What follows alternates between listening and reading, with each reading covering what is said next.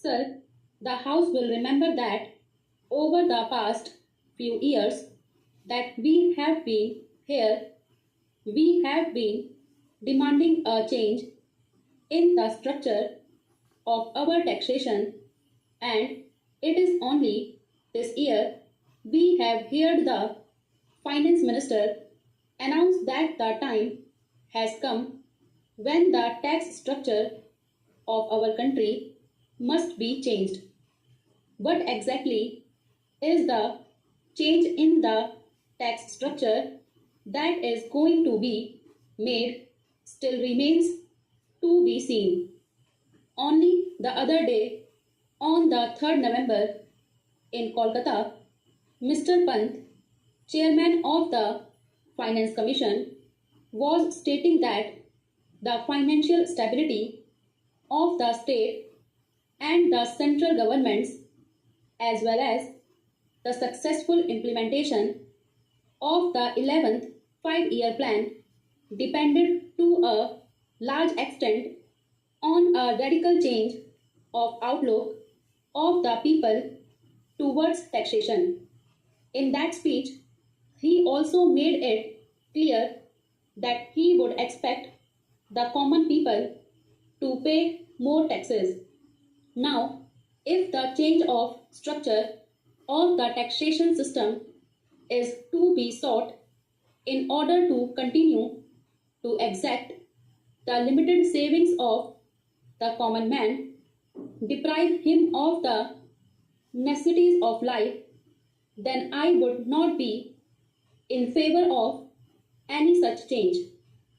If, however, the tax structure were to be changed for a policy that would make the rich pay for the 11th 5-year plan, I would be in favor of it.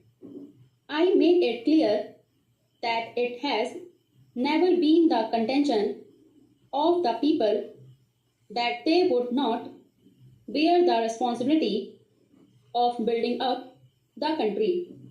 In fact, our workers in the factories are sweating day in and day out so that our industrial production goes up. If today we claim higher industrial output, it is precisely because our men in the wheels of industry have so behaved themselves and have so worked for the well-being of the country that despite the machinations and intrigues of the capitalist class, despite their greed for more and more profits, it has been possible to bring about a sizable increase in the industrial output. The credit entirely belongs to the working people of our country. Similarly, if in the agrarian sector of our economy, the production of food has gone up simultaneously, raising thereby the total national income, that is also because of the fact that the peasants, however poor, however destitute, and however suffering, have responded to the call of the government. It is only because of their devotion to duty for the cause of the country that we are today in a position to claim before the whole world that our agricultural production has gone up. I say this because we must remember that it is the people who are paying with their blood, paying with their sweat for the rebuilding of our country's economy, for the rejuvenation of our nation. Our capitalist friends who regard themselves as the captains of industry and have produced more shipwrecks than happy sailings would please note this particular fact that it is these men, working people, whether in the agricultural sector or the industrial sector, who are responsible for the rise in production and therefore it is they who have brought about an increase in the national income from which they have been denied their legitimate share.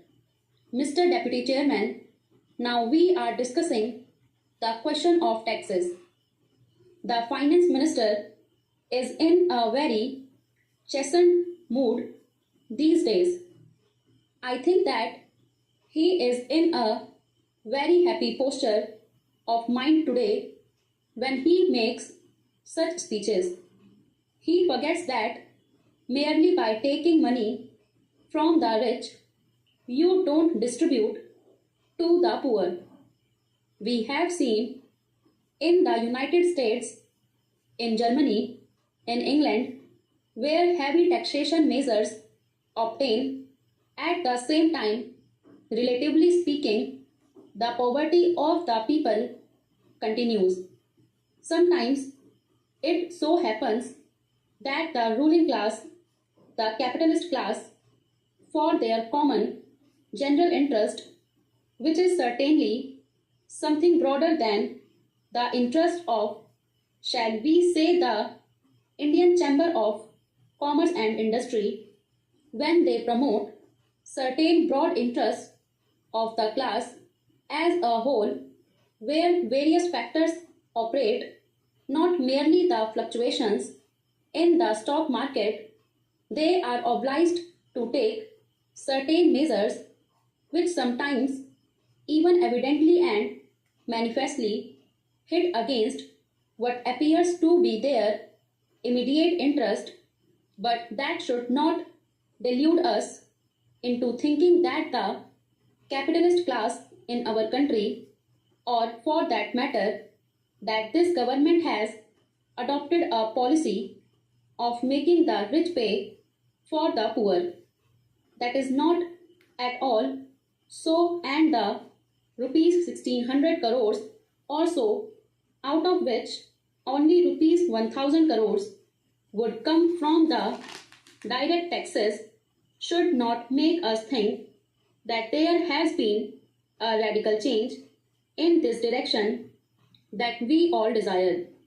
We welcome the halting step that the minister takes. We welcome the steps, however belated, and we welcome even the pickpocketing of the capitalist. It requires only a pickpocket to get rupees 1000 crores from the capitalist class. Even when they do such things, we always welcome them.